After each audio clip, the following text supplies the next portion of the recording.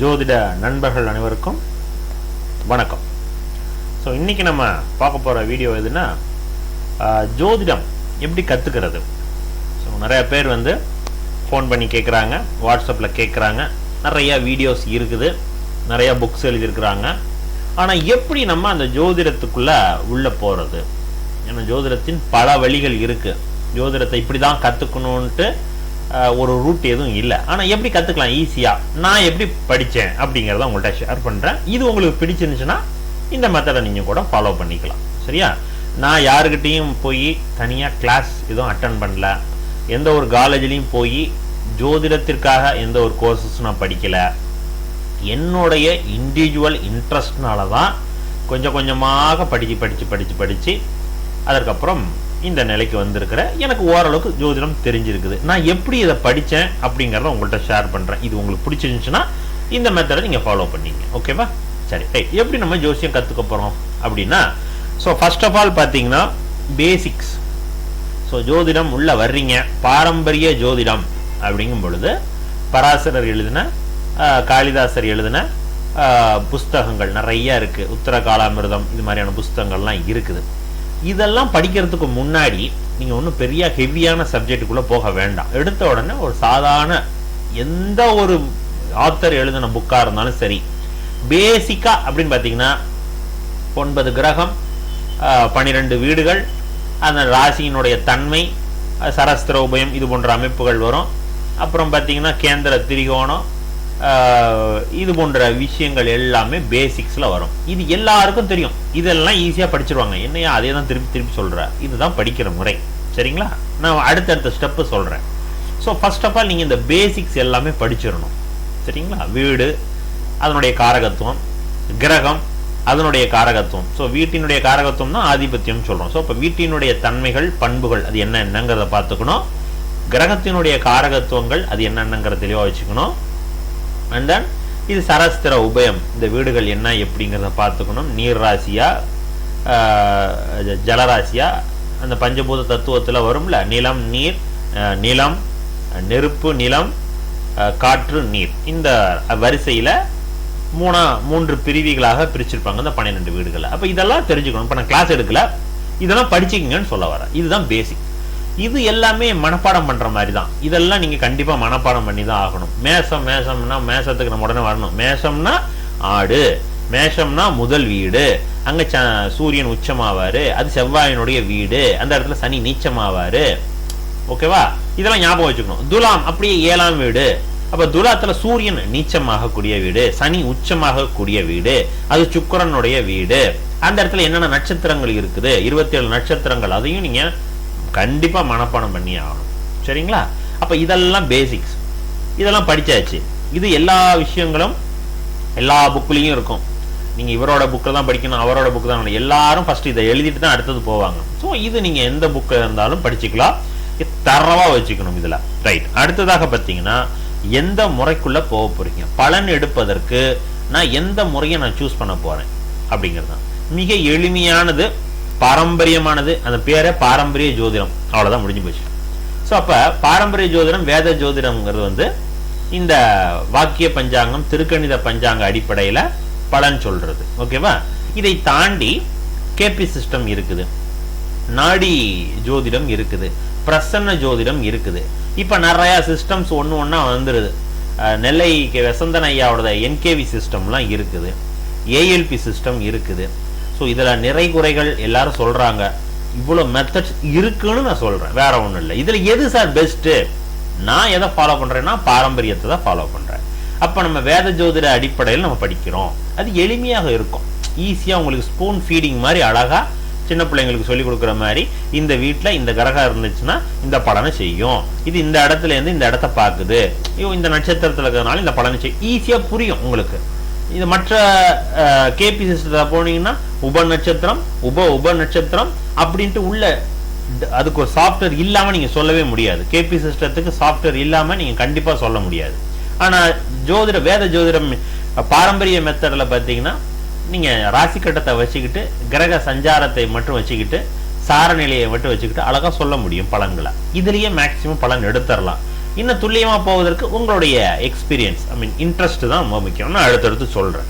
So இது எந்த மெத்தட்னு நீங்க சூஸ் பண்ணிக்கணும். சரிங்களா? இப்போ பாரம்பரியத்தை சூஸ் பண்றீங்க அப்படிங்கிற பட்சத்தில் அடுத்ததாக வாக்கியமா திருக்கணிதமா, இது ரொம்ப முக்கியம். எந்த பஞ்சாங்கம், ஏன்னா ஒரு ஜோதிடராக வரணும், ஜோதிடத்தில் பலன் எடுப்பதற்கான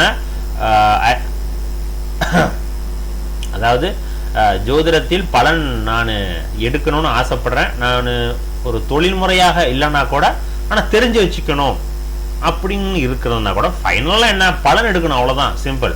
அதன் மூலமாக பலன் எப்படி நடக்குது, ஏன் நடக்குது, எதனால நடக்குது, எப்படி இதான் நடக்குமா, இவ்வளோத்தையும் தெரிஞ்சுக்கணும் அப்படின்னா பஞ்சாங்கம் ரொம்ப முக்கியம். பஞ்சாங்கம் அப்படிங்கிறது கிரக அயனாம்சம், அதாவது கிரகங்களுடைய நகர்வை எழுதி வச்சிருக்கக்கூடிய ஒரு புஸ்தகம், அதுக்கு பேர் தான் பஞ்சாங்கம். சரியா? அந்த கிரக நகர்வு, இன்னைக்கு சந்திரன் இங்க போறார், குரு இந்த நட்சத்திரத்தில் இந்த இடத்துல நிக்கிறார், சனி இந்த இடத்துக்கு மாறுறார், இந்த இடத்துல ராகு இங்க போறார், இதெல்லாம் சொல்றதுக்குன்னு ஒரு புக்கு வேணும்ல, இந்த புக்கு பேர் தான் பஞ்சாங்கம். அப்ப கிரக நகர்வை போய் யாரும் போய் பக்கத்துல நம்ம பார்த்தது கிடையாது. அப்ப இங்க இருந்துகிட்டு ஒரு பாரம்பரியமாக சில பேர் சொல்றாங்க, ஓ பஞ்சாங்கம் நிறைய மெத்தட் இருக்குது, அதுலயும் பல வெரைட்டி இருக்குது. ஆற்காடு பஞ்சாங்கம், பாம்பு பஞ்சாங்கம், சரிங்களா? திருக்கணிதத்திலையும் நிறைய பஞ்சாங்கம், அவரு சபரி பஞ்சாங்கம், வாசன் பஞ்சாங்கம், இது போல திருமலா சம்திங், அதெல்லாம் நிறைய இருக்குதுங்க. ஒவ்வொருத்தவங்களும் ஒவ்வொரு ஏரியால ஒவ்வொரு மாதிரி பஞ்சாங்கங்கள் போடுறாங்க. அப்ப இதுல வாக்கியமா திருக்கணிதமா அப்படிங்கிறத வச்சுக்கணும். இப்ப வாக்கியமா திருக்கணிதமாங்கிறத நம்ம எப்படி சூஸ் பண்றது? இது என்னோட எக்ஸ்பீரியன்ஸ் நான் சொல்றேன். இப்ப திருக்கணிதப்படி பலன் பார்க்கும் பொழுது, திருக்கணிதப்படி ஒரு ஜாதகத்துக்கு பலன் பார்க்கும் பொழுது அது துல்லியமாக வருது, கரெக்டா வருது. இந்த கிரக நகர்வு இந்த பலனை செய்யும்னா எஸ் ஆமா செய்யுது. அதே ஜாதகத்திற்கு வாக்கியப்படி பஞ்சாங்கத்துல பலன் சொல்லும் பொழுது அந்த இடத்துல மிஸ்மேட்ச் ஆகுது. அப்ப வரும்பொழுது துல்லியமான பலன்கள் நடக்குது, சம்பவம் பொய் சொல்லாது. அப்போ ஒரு ஜாதகப்படி ஒருத்தருக்கு நடந்த சம்பவம் பொய் சொல்லாது. அந்த சம்பவத்திற்கு ஏற்ற கிரக நகர்வு எந்த புக்கு வழியாக கரெக்டா வருது, வாக்கிய புக்கு படியாவா திருக்கணித புக்கு படியா அப்படின்றது திருக்கணிதப்படி வருது. அதனால திருக்கணிதப்படி நான் ஃபாலோ பண்றேன். இப்போ புரிஞ்சுக்கிட்டீங்களா? ஸோ அதனால திருக்கணித பஞ்சாங்கம் நான் ஃபாலோ பண்றேன். அப்ப இதை நீங்க சூஸ் பண்ணிக்கணும், வாக்கியமா திருக்கணிதமான. ஸோ ஃபர்ஸ்ட் பேசிக்ஸ் படிக்கணும், எந்த முறையை சூஸ் பண்ண போறீங்கன்னு தெளிவா இருந்துக்கணும். அடுத்தது வாக்கியமா திருக்கணிதமா இதை பண்ணிட்டீங்கன்னா, இது வரைக்கும் வந்துட்டீங்க அப்படின்னா டெய்லி காலைல எழுந்துட்டோன்னு ஜோதிடராக ஆகிட்டீங்கன்னா தினமும் சந்திரன் எந்த நட்சத்திரத்துல போறார், இன்னைக்கு சூரியன் எந்த மாதத்துல நிற்கிறார், எந்த நகரம் நிற்கிற, கிரகம் 9 கிரகமும் என்ன மூமெண்ட்ல இருக்குங்கிறத நீங்க டெய்லி அப்டேட் பண்ணிக்கிட்டே இருக்கணும். உங்க மனசுக்குள்ள நகர்வு கண்ணில் இருந்துகிட்டே இருக்கும், உள்ள இருந்துகிட்டே இருக்கணும். ஃபர்ஸ்ட் கொஞ்சம் கஷ்டமா தான் இருக்கும், வந்துடும். ஓகே, ஸோ அப்ப இந்த மெத்தடில் நீங்க ஃபாலோ பண்ணிக்கணும். ஸோ இப்போ கிரகத்தினுடைய நகர்வை நீங்க டெய்லி அசை போட்டுக்கிட்டே இருக்கணும். சந்திரன் இந்த இடத்துக்கு போறார் அப்படிங்கிறத வச்சுக்கணும். சரிங்களா? ரைட். அடுத்தது பலன் எடுக்கிற மெத்தட். ஸோ இப்போ நான் என்னோட டைரக்டா பலன் எடுக்கிற மெத்தடுக்கு வந்துட்டான்னு சொல்லாதீங்க. இந்த பேசிக்ஸ் எல்லாமே வந்துடும். பேசிக்ஸ்குள்ளதான் உங்களுக்கு காரகத்துவங்கள், ஆதிபத்தியங்கள், கேந்திர திரிகோணம், திக்பலம், வர்க்கோத்தமம், நட்சத்திர சுயசாரம் வாங்கிச்சுன்னா எப்படி இருக்கும், 6-8 மறைஞ்சிச்சுன்னா எப்படி இருக்கும், கேந்திராதிபதி தோஷம்னா என்ன, காரக பாவனாஸ்தினா என்ன, புரிஞ்சுக்கிட்டீங்களா? இது எல்லாமே அந்த பேசிக்ஸ்ல வந்துடும். இதெல்லாம் ஸ்டேட்மெண்ட், இதெல்லாம் ஃபார்முலா. ஓகே, அந்த ஃபார்முலாலாம் பேசிக்ல வந்துடும். இதெல்லாம் படிச்சுக்கிட்டு இதை அப்படியே தூக்கி ஜாதகத்துல போட்டீங்கன்னா பலன் அப்படியும் வராது. அப்ப இதெல்லாம் பேசிக்ஸ் டூல்ஸ். இந்த டூல்ஸ் எடுத்துட்டு போறீங்க, அவ்வளவுதான். இந்த டூல்ஸ் எடுத்துட்டு போயிட்டு வண்டியை ரிப்பேர் பண்ண போறீங்க. ஒவ்வொரு ஜாதகத்துக்கும் எடுத்து ரிப்பேர் பண்ணி அதுல இருந்து சரியான பலன்களை எடுக்க போறீங்க. ஆனா எப்படி எடுக்க போறீங்க, அதற்கு ஃபர்ஸ்ட் ஸ்டெப் இதுதான். ஃபர்ஸ்ட் எந்த ஜாதகத்தை எடுக்கணும்? உங்களோட ஜாதகத்தை எடுக்கணும். சரியா? உங்களுடைய ஜாதகத்தை எடுத்து உங்களுக்கு நடந்த சம்பவங்களை ரீகால் பண்ணணும். ரீகால் பண்ணி ஒரு பேப்பர்ல ஒரு நோட்ல எழுதி, நீங்க இந்த காலகட்டத்தில் பிறந்திருக்கீங்க, ரைட்டு, உங்களுக்கு நினைவறிந்த சில சம்பவங்கள் நல்லா தெரிஞ்சிருக்கும். இந்த வருஷத்துல நான் ஸ்கூல் படிச்சுட்டு இருந்தேன், இந்த டயத்துல நான் இங்க இருந்து இங்க அப்பா அம்மா இருந்தாங்க, ஸோ சம்திங் முக்கியமான சம்பவங்கள்லாம் சில விஷயங்கள் தெரியும். ஸ்டடீஸ்லாம் கன்ஃபார்மா நல்லா தெரியும். அப்ப இதெல்லாம் நீங்க நோட் பண்ணி வச்சுக்கணும், வருடங்கள் போட்டு நோட் பண்ணி வைக்கணும். சரியா? 2000 நான் இதை பண்ணிட்டு இருந்தேன், 2004 இப்படி இருந்தேன், 2005 வீடு கட்டினேன், ஸோ 2007 இது வந்துச்சு, கல்யாணம் நடந்துச்சு, குழந்தை வந்துச்சு. இதெல்லாம் வருடங்கள் போட்டு இந்த சம்பவம் நடந்துச்சு, இந்த சம்பவம் நடந்துச்சுன்னு ஒரு பேப்பர்ல எழுதிக்கணும். சரியா? எழுதிட்டு அதற்கப்புறம் உங்க ஜாதகத்தை எடுத்து ஏன் நடந்துச்சுங்கன்னு கம்பேர் பண்ணணும். இதுதான் அனலைசிங். அப்ப ஜாதகத்தை வச்சுக்கிட்டு இந்த பக்கம் உங்களுக்கு நடந்த ப்ரெடிக்ஷனை வச்சுக்கிட்டு ரெண்டத்தையும் மேட்ச் பண்ணி பார்க்கணும். ஏன் படித்தோம், ஏன் நம்ம இதை சூஸ் பண்ணோம், ஏன் இந்த காலகட்டம் நம்ம டல்லானோம், ஏன் இந்த காலகட்டம் நமக்கு சக்ஸஸ் கொடுத்துச்சு. அது இந்த எஜுகேஷன்ஸில் பார்த்தீங்கன்னா டிகிரி கோர்சஸ் சூஸ் பண்ணுறோம்ல, யூஜி கோர்சஸ். ஸோ இப்போ இன்னைய காலகட்டம் ஏன் இந்த கோர்ஸஸ் சூஸ் பண்ணோம், இந்த காலகட்டத்தில் நமக்கு நடந்த சம்பவம் என்ன, ஏன் இந்த ஜாபுக்கு போனோம், ஏன் இந்த காலகட்டத்தில் திருமணம், ஏன் லவ் வந்துச்சு, ஏன் இந்த இடத்துல பிரேக்கப் ஆனது, ஏன் இங்கே சக்ஸஸ் ஆனது, ஏன் இங்கே பிரச்சனை வந்துச்சு, ஏன் இது மாதிரி ஏன் ஏன் ஏன் கம்பேரிசன் பண்ணிக்கிட்டே இருக்கணும். இந்த கம்பேரிசன்ஸ்க்கு யூஸ் பண்ணக்கூடிய டூல் தான் இந்த ஃபர்ஸ்ட் டூல். ஜோதிடத்தின் அந்த பேசிக்கான டூல்ஸ் இருக்குல்ல, அந்த டூல்ஸ் எல்லாம் எடுத்து போட்டு செக் பண்ணிக்கிட்டே இருக்கணும். ஓ, இந்த காரணமா இங்கே கேந்திராதி தோஷம் இருக்கு, அதனால தான் இங்கே படிப்பு கம்மியாக போகுது. ஸோ இந்த யோகம் இருந்திருக்கு பாருங்க, இந்த இடத்துல இது இருந்ததுனால தான் நான் அது பண்ணேன். ஓ, இந்த இடத்துல சனி இருந்ததுனால தான் நான் மெக்கானிக்கல் சூஸ் பண்ணியிருக்கிறேன். ஸோ சனி இந்த ஜாதகத்தில் குரூப் பார்க்கறதுனால தான் நான் இந்த அளவுக்கு டேலண்டாக இருக்கிறேன். ஓ, சனி இந்த இடத்துல இருந்து சனி புத்தி வந்ததுனால தான் வேலை கிடைச்சது. கரெக்டாக மேட்ச் ஆகும். சரியா? அப்போ இந்த பலன்கள் கரெக்டாக ஏன் நடந்துச்சு, எதுக்கு நடந்துச்சுன்னு கம்பேர் பண்ணிக்கிட்டே வரணும். உங்கள் ஜாதகத்தை தரவாக எடுக்கணும். சரியா? இதை அனலைஸ் பண்ணுறதுக்கு நீங்கள் 1 மாதம் ஆனால் கூட பரவாயில்லை, எடுத்துக்கணும். இதை எடுத்து உரமா வச்சுட்டிங்களா, இப்போ ஓரளவுக்கு தெளிவு வந்துடும். இப்போ அடுத்ததாக உங்கள் ஃபேமிலி சர்க்கிளில் ரொம்ப கூட பிறந்தவங்களா இருந்தால் கூட ஓகே, ஓரளவுக்கு தெரியும். இதை தாண்டி அதையும் எடுத்து வச்சுக்கணும். அதை தாண்டி மற்ற உறவுகளுடைய ஜாதகங்கள் உங்களுக்கு தெரிஞ்சது, அவங்களுக்கு நடந்த சம்பவங்கள் நல்லா தெரிஞ்சதுன்னா எடுத்து பண்ணலாம். இல்லைன்னா நல்ல நண்பர்களுடைய ஜாதகத்தை எடுத்து வச்சுங்க. அவங்களுக்கு நடந்த உண்மை, பாசிட்டிவ், நெகட்டிவ் சம்பவங்கள் எல்லாத்தையும் இதே மாதிரி எடுத்து வச்சுக்கணும். ஸோ அப்போ எல்லாத்தையும் கம்பேர் பண்ணிக்கிட்டே வரணும். சரிங்களா? அப்போ கம்பேர் பண்ணிக்கிட்டே வரும்பொழுது உங்களுக்குன்னே அழகா ஒரு மைண்ட் செட் ஆகும். ஓ, இந்த இது அமைப்பு இருக்கிறதுனால தான் இங்கே நடந்துச்சு, இதே மாதிரி தான் அவருக்கும் நடந்துச்சு, இதே மாதிரி தான் இவருக்கும் நடந்துச்சு. அப்போ இது ஒரு ஃபார்முலா, இந்த ஃபார்முலா கரெக்டாக மேட்ச் ஆகுது அப்படின்னு நீங்கள் இந்த ஃபார்முலாவோட மேட்ச் ஆவீங்க. இல்லாத நேரத்தில் வேற இந்த இடத்துல பலன்கள், ஓ இப்படி கூட நடக்குமான்னு ஒரு புது விதி உங்களுக்கு உருவாக்கி கொடுக்கும். ஜாதகமே இந்த விதி விலக்கா இந்த பலன் நடக்குது பாருங்கன்னு. ஏன்னா ஜோதிடத்தில் எல்லாத்தையும் சொல்ல மாட்டாங்க, விதி மட்டும்தான் சொல்லுவாங்க. விதியை சுற்றி 360 ஆங்கிள் விதி விலக்குகள் பலன்கள் நடந்துகிட்டே இருக்கும். அதுதான் கண்டுபிடிக்கணும். அது உங்களுக்கு தெரிய வைக்கும் பல ஜாதகங்கள் பார்க்கும் பொழுது. சரியா? ஸோ இந்த மெத்தடில் பலன்கள் எடுத்து வச்சுக்கணும். ஸோ அப்போ உங்கள் ஜாதகத்தை எடுத்து வைக்கிறீங்க, உங்களுக்கு வாழ்க்கையில் நடந்த சம்பவங்களை எடுத்து வைக்கிறீங்க, எந்தெந்த வருடம் என்னென்ன பலன், அதை ஜாதகத்தோட ஒப்பிட்டு பார்க்குறீங்க, செக் பண்ணுறீங்க. எப்படி ஒப்பிட்டு பார்க்குறீங்க? ஜாதகத்தை பார்த்தோன்னு சொல்கிறதா? எப்படி ஜாதகத்தில் பலன் எடுக்கிறது? பாரம்பரிய முறையில் கிரகத்தினுடைய தசா புத்தி அந்தரம். அப்ப கிரகத்தினுடைய தசாபுத்தி அந்தரம் எப்படி இருக்குது? முதல்ல கிரகம் பலமா இருக்குதா, ஆட்சி உச்சமா நிக்குதா, நட்பு நிலையில நிக்குதா, பகை வீட்டுல நிக்குதா, கேந்திரமா நிக்குதா, திரிகோணத்துல நிக்குதா? ஸோ இது மாதிரியான வரிசையில நீங்க ஆர்டர் பண்ணிக்கணும் கிரகத்தினுடைய வலுவையை அளவிடுவதற்கு. அப்படியே பலமா இருந்துச்சுன்னா இது இந்த லக்னத்துக்கு நன்மை தருமா, கெடுதலை தருமா, இப்படி அனலைஸ் பண்ணிக்கணும். அதுக்கப்புறம் தசாபுத்திக்கு வாங்க. தசாபுத்தி கொண்டாந்துட்டு இந்த பலன்கள் நடக்குதா அப்படின்னு பார்க்கணும். சரி, இந்த இடத்துல இதுக்கு அடுத்த ஸ்டேஜ். இப்ப இந்த இடம் வரைக்கும் உங்களுக்கு புரியும். இந்த இடத்துலதான் பலன் பிறலாகக்கூடிய இடம். இதுதான், இது ரொம்ப ஹைஃபையான இடம். இது வர்றதுக்கு உங்களுக்கு 4-5 மாசம் ஆகும்.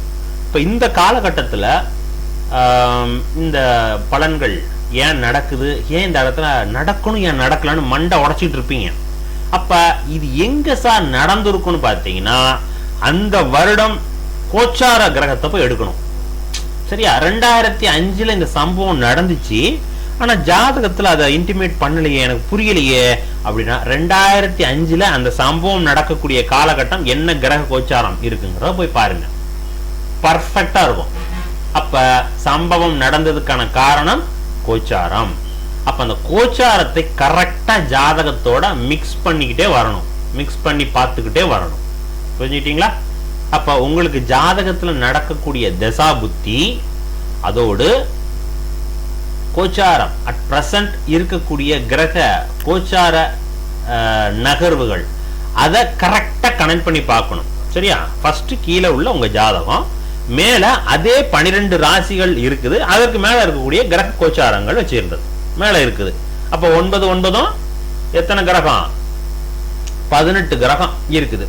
இந்த 18 கிரக காம்பினேஷன்ஸ்ல தான் பலன் நடக்குது. என்னையா நீ புதுசா நம்ம சொல்ற 9 கிரகம் தான், நான் 9 கிரகத்துக்கு பலன் எடுக்கிறதுக்கு நாக்கு தள்ளுது, நீ இன்னும் 18 கிரகம் சொல்றீங்க. பலன்கள் இப்படிதான் நடக்கும்.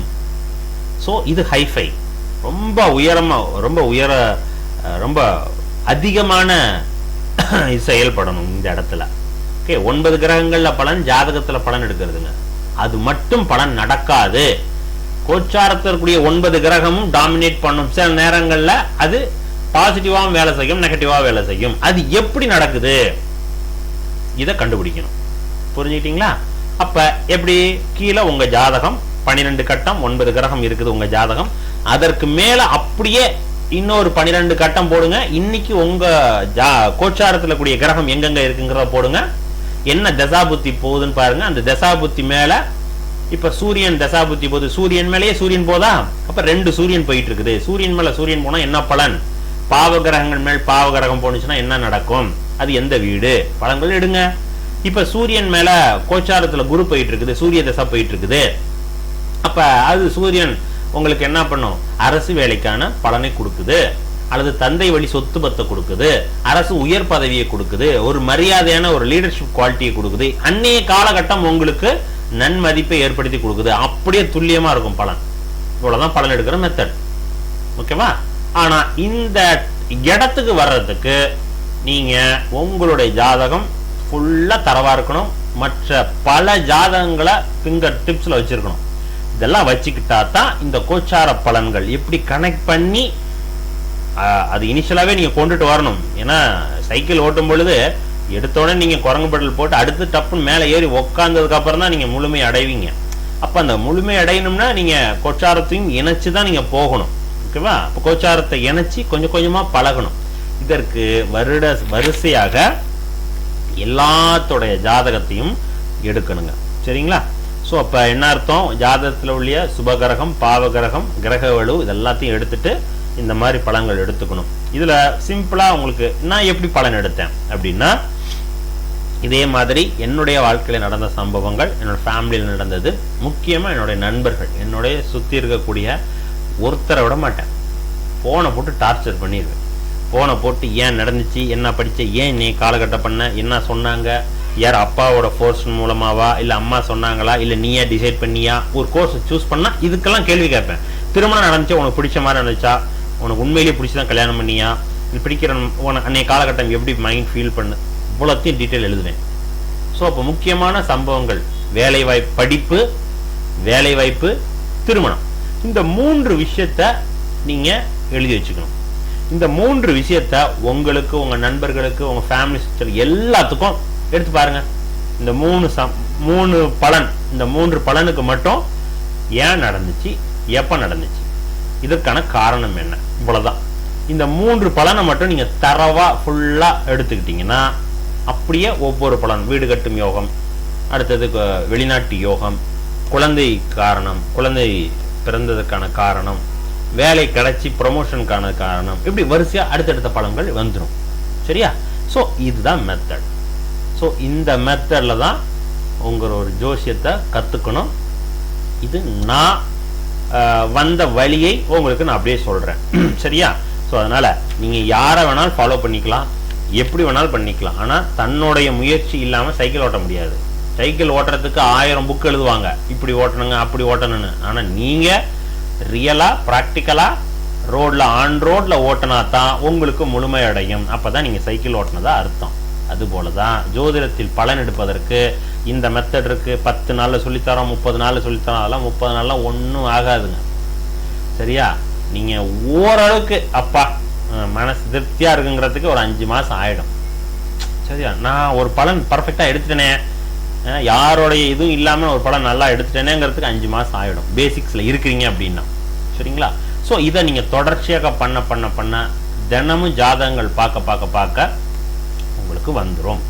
ஸோ நான் பேசிக்ஸில் நான் என்ன பண்ணேன் அப்படின்னா, என்னுடைய முதல் குரு திண்டுக்கல் சின்ராஜ் சார், அவர் ஆரம்ப காலகட்டத்தில் யூடியூப்பில் அவர் தான் லைவ் பண்ணிக்கிட்டு இருந்தார், அவர் தான் வீடியோ போட்டுக்கிட்டு இருந்தார். அதற்கு பின்னாடி தான் குருஜிலாம் வரார். அப்போ அவர் இருக்கக்கூடிய காலகட்டத்தில் அவருடைய வீடியோஸ் எல்லாமே பார்ப்பேன். அப்போ அவரோட வீடியோஸ் மூலமாக தான் நான் என்னுடைய பேசிக் கிளாஸஸ் எல்லாத்தையும் நான் எடுத்துக்கிட்டேன். நான் அவரை இன்ன வரைக்கும் ஒரே ஒரு தடவை தான் அவர் நேராக போய் ஆசீர்வாதம் வாங்கினேன். ஆனால் அவருடைய வீடியோஸ் மூலமாக நான் நிறையா தெரிஞ்சுக்கிட்டேன். ராகு கேதுனா என்ன பண்ணும், குரு என்ன பண்ணும், சனி என்ன பண்ணும், இந்த டிரான்சிட்லாம் என்னென்ன பலன்கள் செய்யும், இதெல்லாம் அவர் மூலமாக தெரிஞ்சுக்கிட்டேன். அடுத்தது பலன் எடுக்கிறது. அவர் லைவ் பண்ணுறாருல, நான் லைவ்ல அட்டன் பண்ண மாட்டேன், அவர் கேள்வி கேட்க மாட்டேன். அவர் லைவ் பண்ணிக்கிட்டே இருப்பார், நான் பக்கத்தில் உட்காந்துக்கிட்டு இங்கே ஃபோனை வச்சுக்கிட்டு, இத்தனைக்கு ஒரு ஓட்ட ஃபோன் வச்சுருப்பேன் முன்னாடி, அந்த ஃபோனை வச்சுக்கிட்டு அவர் சொன்ன ஜாதகத்தை நோட் பண்ணி வச்சுக்குவேன். அப்புறம் அவர் பலன் சொல்கிறாரு, அந்த பலன் ஏன் சொன்னார் எழுதி வச்சுக்குவேன். இதை அந்த லைவ் முடிஞ்சதுக்கப்புறம் நான் ஒரு தனியாக ஒரு டைரியில் எழுதி ஏன் இந்த பலன் நடந்துச்சு, ஏன் இவர் இப்படி சொன்னார், ஏன் இப்படி நடந்துச்சு, இப்படி போட்டு ஒவ்வொரு தடவையும் வாரம் போடுவார். அந்த 15 ஜாதகம் லைவ்ல சொல்றாருன்னா அதை போட்டு மண்டையை உடைக்கிறதுக்குள்ள அடுத்த லைவ் வந்துடும். அப்போ அதையும் நோட் பண்ணும். இப்படி போட ஒவ்வொரு ஜாதகமாக போட பல ஜாதகங்கள் போடும் பொழுது உங்களுக்குன்னு ஒரு தனி பாணி வந்துடும். ஒரு பலன் ஆட்டோமேட்டிக்காக உங்களுக்குள்ள வந்துடும். இதில் முக்கியமான விஷயம் என்னன்னா, எந்த இடத்துலையும் நீங்கள் ஜோதிடனா ஆகணும் கூட விருப்பம் இல்லை, ஜோசியம் கற்றுக்கணும் முழுமையாக அப்படின்னு வந்துட்டீங்கன்னா உங்களுக்கு இதற்குள்ள நீங்கள் செலவிடக்கூடிய டைம் ரொம்ப முக்கியம். அதே போல் ஆர்வம் ரொம்ப முக்கியம், ரொம்ப லெத்தாட்டிக்கா. அதனால தான் ஜோதிடத்தை முழுமையான ஒரு தொழிலாக எடுக்கிறதுக்கு யாரும் முன் வர மாட்டாங்க. இது ஒரு பெரிய லார்ஜ் சப்ஜெக்ட். இதுக்குள்ள பலன் எடுத்து அதுக்கப்புறம் அது தொழிலாக வச்சுக்கணும்னா அது ஒரு 10ஓட 11 தான் நம்மளாம் இருப்போம் அப்படிங்கிற ஒன்று. ஆனால் அது நமக்குள்ள வரணும்ல, அந்த பலன் எடுக்கிற மெத்தட்ஸ் கரெக்டாக வரலனா வீணாக போயிடுச்சுன்னா. அதனால தான் எல்லாருமே பார்ட் டைமாக அந்த ஜோசியத்தை படிக்கிறாங்க, பார்ட் டைமாக அந்த ஜாபை வச்சுக்கிறாங்க. ஸோ நான் என்ன சொல்லுவேன், யாராக இருந்தாலும் சரி ஜோசியம் கற்றுக்கணும், முழுமையாக கற்றுக்கணும்னா இதற்காக நீங்கள் செலவிடக்கூடிய டைம் ரொம்ப ரொம்ப இம்பார்ட்டன்ட். அப்போ அதிக நேரம் செலவிடணும். அதிக நேரம் செலவிடுறது கூட முக்கியம் இல்லை, ஆர்வமாக செலவிடணும். ஒரு ஜாதகத்தை நீங்கள் 1.5 மணி நேரம் பார்த்தாலும் ரொம்ப நுணுக்கமாக பார்க்கணும், ஆர்வமாக பார்க்கணும். 1 மணி நேரத்தில் 5 ஜாதகம் பார்த்தேன் அப்படிங்கிறத விட 10 நாளுக்கு நான் ஒரு ஜாதகம் பார்த்தாலும் நூக்கணக்கான ஏன் எதுக்கு என்ன இப்படிங்கிற டீட்டெயில்ஸோட பார்க்கணும். சரிங்களா? இதுதான் ஜோதிடம் கற்றுக்கிறதுக்கான முறை. இப்படி தான் நான் படித்தேன். அதுக்கப்புறம் தான் நம்ம குருஜி ஐயா அவருடைய கிளாஸஸ்லாம் பார்த்தேன் நான். அதற்கப்புறம் ஜிகே சாரோட கிளாஸஸ்லாம் நான் பார்க்க ஆரம்பித்தேன். இப்போ ஜிகே சார் பார்த்தீங்கன்னா ரொம்ப அதிபயங்கரமாக சொல்லுவாப்புல, அதுவும் கோச்சார கிரகத்தோட கனெக்ஷன்ஸில் பயங்கரமாக சொல்லுவார்.